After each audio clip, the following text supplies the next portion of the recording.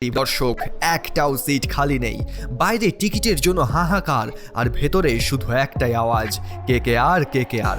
কিন্তু অন্যদিকে আবার বিরাট কোহলির দল আরসিবির ফ্যানেরাও চুপ করে বসে নেই। এই ম্যাচটা ছিল অনেক স্পেশাল, কারণ একদিকে গৌতম গম্ভীর যে আগের বছর কেকেআরকে চ্যাম্পিয়ন বানিয়েছে, আর অন্যদিকে বিরাট কোহলি যে সবে মাত্র ক্যাপ্টেন্সি পেয়েছে। আর তখন বিরাট ছিল ভারতীয় ক্রিকেটের উজ্জ্বল নক্ষত্র। দুইজনের সম্পর্ক ঠিক যেন জল আর আগুন একসাথে থাকার মতো, কেউ কাউকে এক চুল ছাড় দিতে রাজি না। স্টেডিয়ামের জায়ান্ট স্ক্রিনে দেখা গেল দুই ক্যাপ্টেন একসাথে দাঁড়িয়ে, কিন্তু কেউ কারোর দিকে তাকাচ্ছে না, যেন দুইজনই প্রতিজ্ঞা করে এসেছে যে আজ ম্যাচ জিতেই বাড়ি ফিরতে হবে। কিন্তু সেই দিন খেলার মাঠে যা হয়েছিল সেটা ভারতীয় ক্রিকেট ফ্যান্সরা কোনোদিনও কল্পনাও করতে পারেনি। কি হয়েছিল সেই রাতে, কিসের জন্য কলঙ্কিত হয়েছিল সেই রাত, চলুন জেনে নিই পুরো গল্পটি। শুরু হচ্ছে আমাদের আজকের এপিসোড ক্রোধ। 11 এপ্রিল খেলা শুরুর ঠিক 30 মিনিট আগে দুই টিমের ক্যাপ্টেন বিরাট কোহলি এবং গৌতম গম্ভীর টসের জন্য মাঠে আসে। যথারীতি টস হলো, কয়েন ঘুরলো, আর ভাগ্য গেল বিরাট কোহলির পক্ষে। বিরাট ঠান্ডা গলায় বলল, আমরা ফিল্ডিং নেব। স্টেডিয়ামে অনেকেই একটু অবাক হলো, কারণ ইডেন গার্ডেন্সে টস জিতলে বেশিরভাগ ক্যাপ্টেনই ব্যাটিং নিতে চায়। বিশেষ করে কলকাতার মতো স্পিন ফ্রেন্ডলি পিচে রান তুলে ফেলাই সবসময় সুবিধার। তার উপর কেকেআরের ব্যাটিং লাইন আপ ছিল বেশ শক্তিশালী। গম্ভীর, ক্যালিস, ইউসুফ পাঠান, মর্গান, তিওয়ারির মতো ব্যাটাররা ছিল। কিন্তু বিরাট একদমই অন্যরকম ক্যাপ্টেন। ওর ভাবনা পরিষ্কার, পিচে হালকা ঘাস আছে, শিশির পড়বে, তাই রান তাড়া করাটাই বেটার অপশন। আর এই সিদ্ধান্ত নিয়েই শুরু হলো খেলা। গম্ভীর প্রথমে একটু থমকে গেলেও পরের মুহূর্তেই হালকা হেসে দিল, যেন বলতে চাইলো, ঠিক আছে ভাই, খেলবো, তোর এই সিদ্ধান্তকে আমরা ব্যাট দিয়েই জবাব দেব। গম্ভীরের সেই হাসি দেখে আরসিবির কিছু খেলোয়াড় নিজেদের মধ্যে বলা বলি করতে লাগলো যে গম্ভীরকে খুব কনফিডেন্ট দেখাচ্ছে, আজ এবার বড় কিছু করে না বসে। এদিকে কলকাতার ড্রেসিং রুমে গম্ভীর দলকে একদম ক্লিয়ার মেসেজ দিল, দেখো, আজ আমাদের 160-70 রান তুলতেই হবে, না হলে গেল, কোহলি, ডিভিলিয়ার্সকে আটকানো অসম্ভব হয়ে যাবে।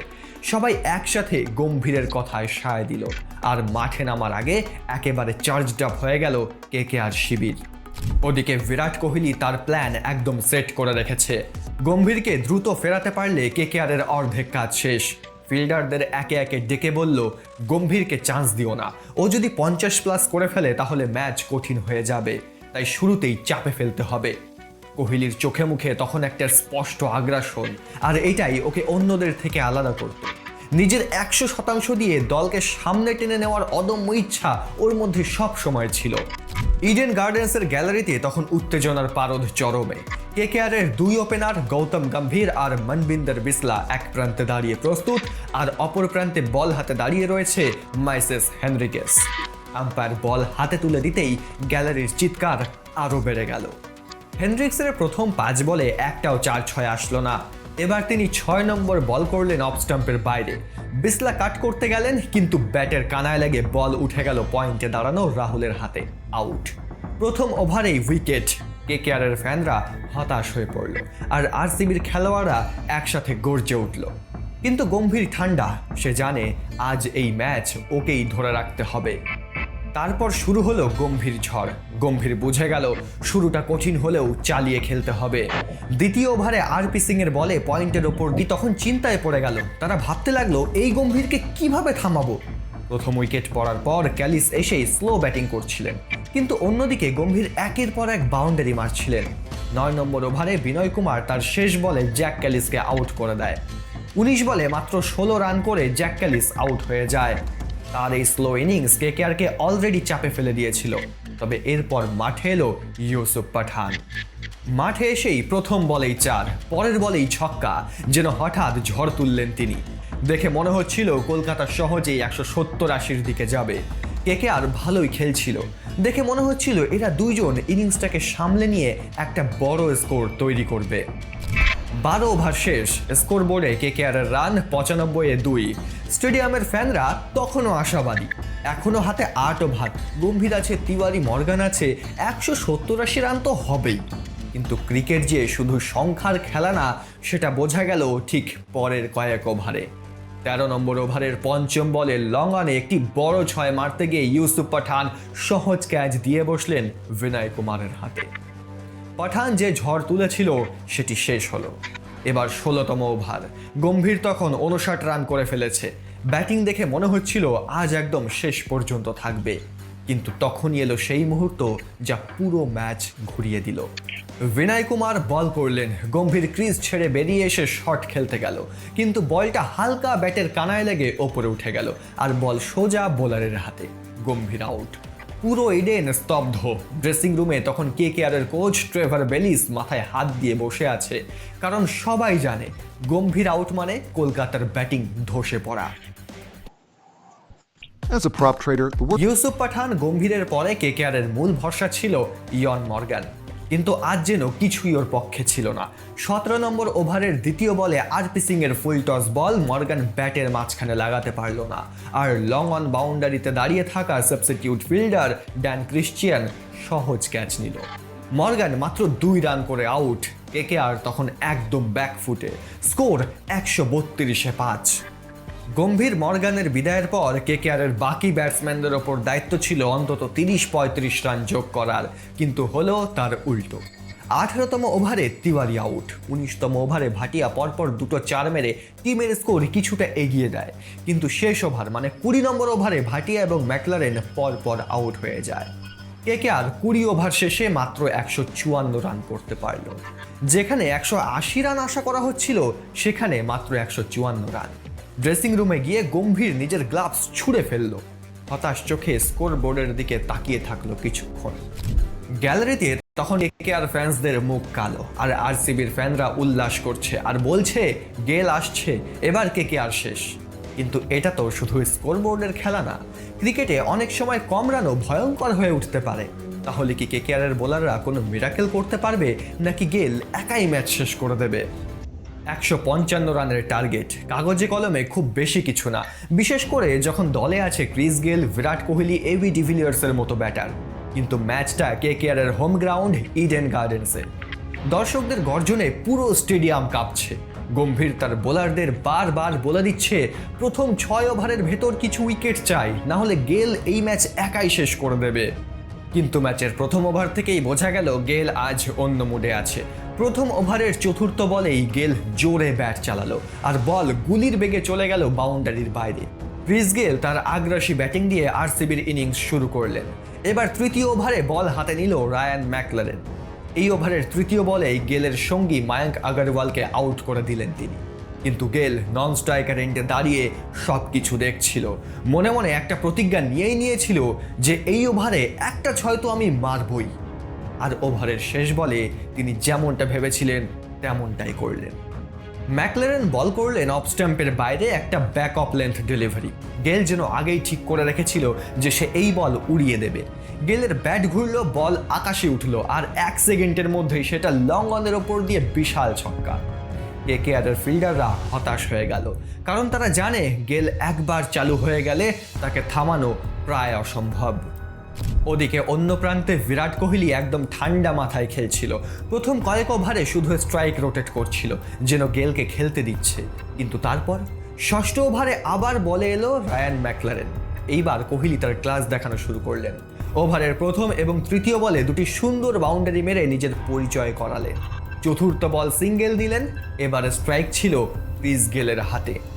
5 এবং 6 নম্বর বলে গেল পরপর 2টি বিশাল ছক্কা হাঁকালেন। এত বড় 6 দেখে স্টেডিয়ামের উত্তেজনা আরও বেড়ে গেল। গম্ভীর খুব ভালোভাবেই বুঝতে পারছিল অবস্থা খুবই করুণ। ম্যাচ যদি জিততে হয় তাহলে যে করেই হোক একটি উইকেট লাগবেই। তাই টাইম আউটের সময় সমস্ত প্লেয়ারদেরকে নিয়ে একটা ছোট্ট মিটিং করে নেয় সে। সেখানে সবার মনোবল বাড়িয়ে তোলার চেষ্টা করে, সবাইকে বলতে থাকে ম্যাচে ফোকাস করো, একটা উইকেট পেলেই আমরা এখান থেকে ঘুরে দাঁড়াবো। কিন্তু আজ বিরাট কোহলি এবং ক্রিস গেল থামার নামই নিচ্ছিল না। গম্ভীরের প্রতিটা চাল ব্যর্থ হচ্ছিল। কোহলি এবং গেল 4-6 মেরে রানের ব্যবধান কমিয়ে আনছিলেন। দেখতে দেখতে ম্যাচের 9 নম্বর ওভার শেষ হয়। গেল তখন এক প্রান্তে দাঁড়িয়ে আর অন্য প্রান্তে ব্যাটিং করছিল বিরাট কোহলি। আরসিবির স্কোর 75-1।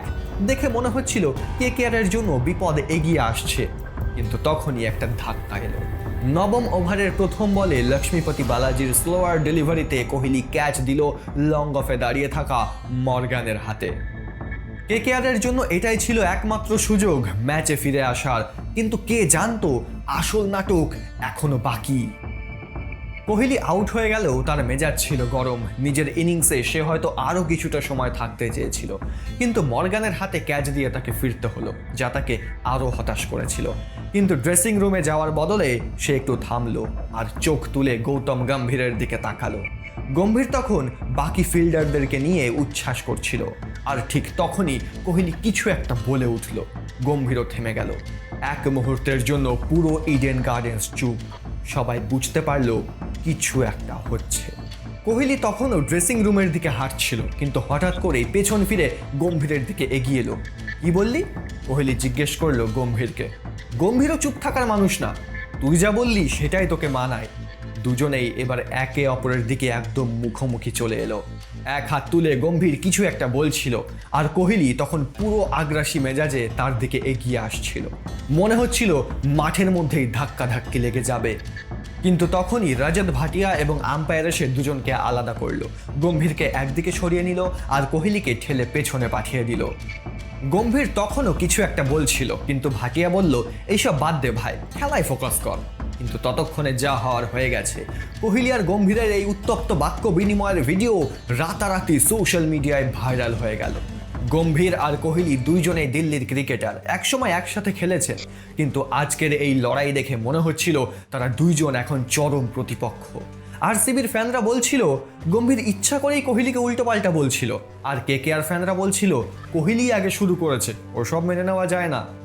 স্টেডিয়ামের দর্শকরা বলা বলি করছিল, এরপর যখন আবার কেকেআর বনাম আরসিবির ম্যাচ হবে তখন কি হবে? কোহলি আর গম্ভীরের বিতর্কের পরও ম্যাচ কিন্তু তখনও পুরোপুরি শেষ হয়নি। কেকেআরের ফ্যান্সরা তখনও আশায় ছিল হয়তো একটা মিরাকেল হবে, আর এই মিরাকেল এনে দিতে পারে একমাত্র একজন, সুনীল নারিন। গেল তখন এক প্রান্তে দাঁড়িয়ে একের পর এক ছক্কা মারছে, কিন্তু কেকেআরের ক্যাপ্টেন গম্ভীর জানতো যদি আরসিবির রানের গতি কমাতে হয় তাহলে নারিনকেই আনতে হবে। 14তম ওভারে নারিন বল হাতে নিল। প্রথম বল ডট, দ্বিতীয় বল ডট, তৃতীয় বল আরেকটা ডট। গেল একটু চিন্তায় পড়ে গেল। এতক্ষণ সে মনের সুখে বল পেটাচ্ছিল, কিন্তু নারিনের বল কিছুতেই ব্যাটে আসছিল না। একটা পুরো ওভারে মাত্র 1 রান। নারিনের টোটাল 4 ওভারে মাত্র 17 রান এলো। গম্ভীর চিৎকার করে বলছিল, এটাই সুযোগ, আরসিবির ওপর চাপ দাও। এই চাপটা বাড়ানোর জন্য দরকার ছিল ফিল্ডিং থেকে সাপোর্ট, কিন্তু এখানেই কেকেআর ম্যাচটা হাতছাড়া করলো। 15তম ওভারে ক্যালিসের বলে গেল একটা সহজ ক্যাচ তুলে দিল মিড অনে, কিন্তু ক্যাচ ফেললো মনোজ তিওয়ারি। 16তম ওভারে ডিভিলিয়ার্স রান নিতে দৌড়ালো, কিন্তু ভুল থ্রোয়ের কারণে রান আউট হলো না। 17তম ওভারে গেল একটা মিস হিট করলো, কিন্তু বল চলে গেল ফিল্ডারের ঠিক পাশ দিয়ে। গম্ভীর তখন একদম হতাশ। সে নিজেই মনে মনে বলতে লাগলো, আমরা নিজেরাই ম্যাচটা দিয়ে দিলাম। নারিনের স্পেলে কেকেআর একটা সুযোগ পেলেও বাকি বোলাররা কিছুই করতে পারেনি। 15তম ওভারে ক্যালিসকে টানা 2 ছক্কা, 17 নম্বর ওভারে বালাজিকে 1 ওভারে 2 ছক্কা 1 চার, 17 নম্বর ওভারের 3 বলে গেলের বিশাল ছক্কা, বল স্টেডিয়ামের ছাদ ছুঁয়ে গ্যালারিতে পড়ে গেল। আরসিবি ম্যাচ জিতে গেছে। কেকেআরের ফ্যানরা হতাশ আর আরসিবির ফ্যানরা উল্লাসে ফেটে পড়ল, কিন্তু সবার নজর তখন 2 অধিনায়কের দিকে, গৌতম গম্ভীর ও বিরাট কোহলি। গম্ভীরের মুখে তখন স্পষ্ট হতাশার ছাপ। ম্যাচ শেষে যখন তাকে প্রশ্ন করা হলো তখন তার উত্তর একদম পরিষ্কার ছিল। সে বলে, আমরা ভালো ব্যাটিং করতে পারিনি, ফিল্ডিংও বাজে হয়েছে, 154 রান এই উইকেটে যথেষ্ট ছিল না। গেল যদি উইকেটে থেকে যায় তাহলে রান আটকানো অসম্ভব। কিন্তু সাংবাদিকদের আসল প্রশ্ন ছিল কোহলির সাথে তার ঝামেলা নিয়ে। এর উত্তরে গম্ভীর জবাব দেয়, মাঠের লড়াই মাঠেই শেষ, এটা ক্রিকেট, এখানে আগ্রাসন থাকবেই, কিন্তু মাঠের বাইরে আমরা সবাই পেশাদার ক্রিকেটার। এটা বললেও বোঝা যাচ্ছিল গম্ভীরের মাথার মধ্যে এখনো আগের ঘটনাটা ঘুরছে। ওদিকে বিরাট কোহলি ম্যাচ শেষে একদম আগ্রাসী মেজাজে গেলকে জড়িয়ে ধরে হাসছিল, কিন্তু যখন গম্ভীরের সাথে ঝামেলার প্রসঙ্গ উঠল তখন সে বলল, ক্রিকেট একটা লড়াই, এখানে বন্ধুত্ব করতে আসেনি, মাঠে নামলে জিততেই হবে, আর মাঠের মধ্যে কে কি বলল সেটা আমার কাছে কোনো বড় বিষয় না। কোহলির কড়া উত্তরেই বোঝা যাচ্ছিল যে সে এই ঘটনাটা এত সহজে ভুলতে রাজি না, কিন্তু আলোচনা তখনও শেষ হয়নি। গম্ভীর কোহলির বিতর্কিত ঘটনাটা তখনই ভাইরাল হয়ে গেছে। ম্যাচ শেষে টুইটার, ফেসবুক, ইউটিউব সব জায়গায় যেন ঝড় বয়ে গেল। আরসিবি আর কেকেআর ফ্যানদের মধ্যে অনলাইনে শুরু হলো তর্ক। আরসিবি ফ্যানরা বলতে লাগলো,